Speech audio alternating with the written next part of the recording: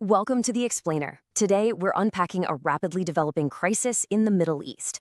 Because as of today, May 12, 2026, the entire geopolitical landscape around one of the world's absolute most vital maritime choke points has completely shifted. We're going to dive deep into the data, the new regulations, and the international standoffs that are literally rewriting the rules of global energy transit.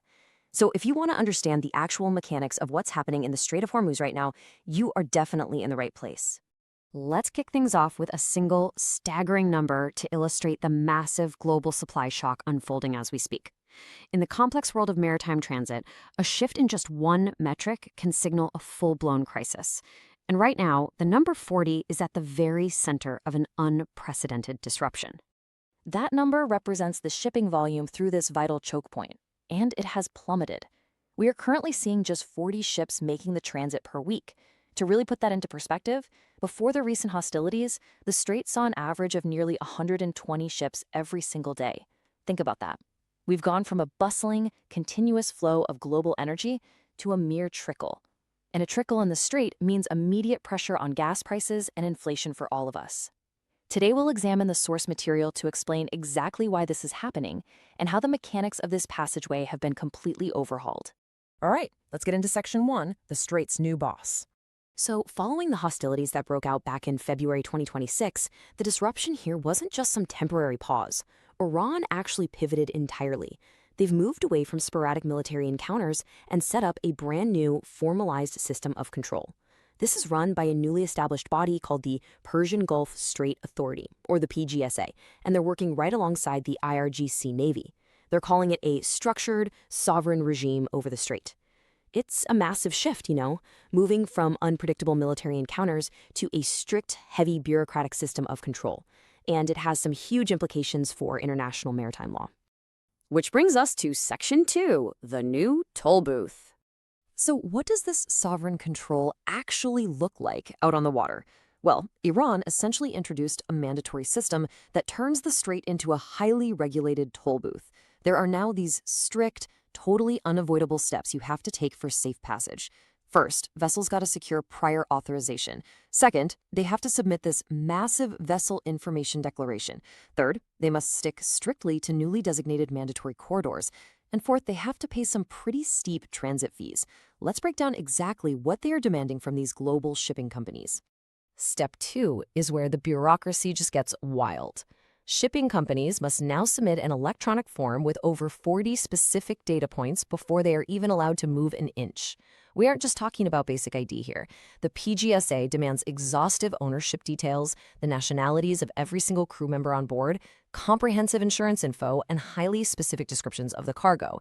It's essentially a geopolitical mortgage application that you have to fill out before you can even drop anchor. It's just a massive administrative hurdle designed to give them total visibility into every single ship.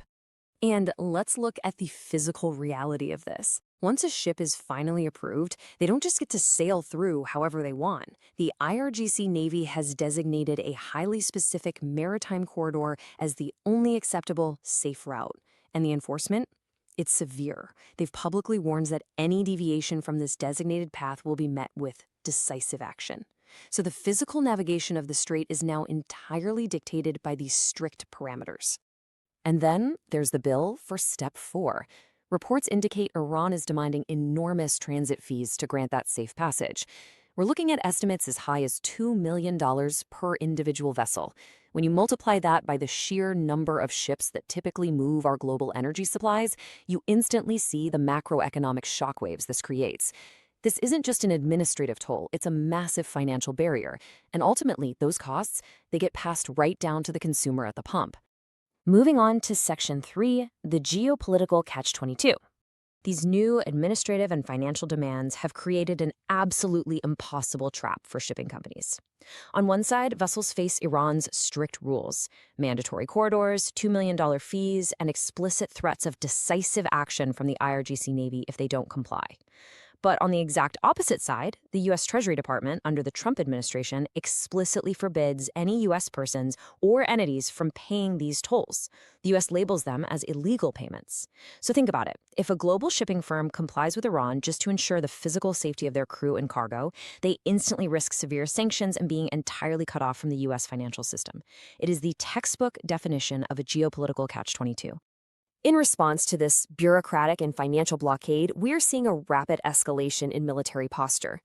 The U.S. launched a direct military response called Operation Project Freedom, which is specifically designed to escort commercial vessels safely through this contested choke point.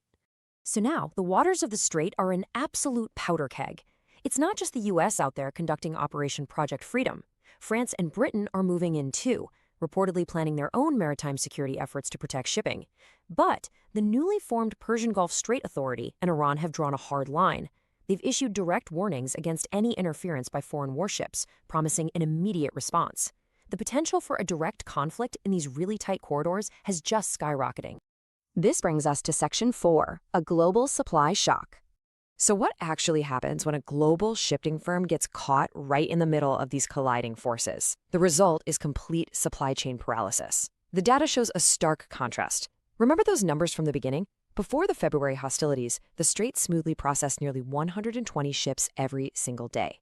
Now, crushed between the PGSA's regulations, the $2 million fees, and the threat of severe US Treasury sanctions, transit has completely collapsed to just 40 ships an entire week. The energy market desperately relies on the seamless flow of those 120 daily ships. Removing them from the equation creates an immediate, incredibly severe bottleneck.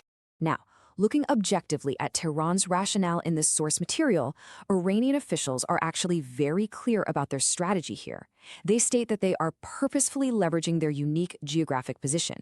From their perspective, these new regulations and fees are a direct countermeasure to what they perceive as an ongoing economic and political blockade by the United States and its allies.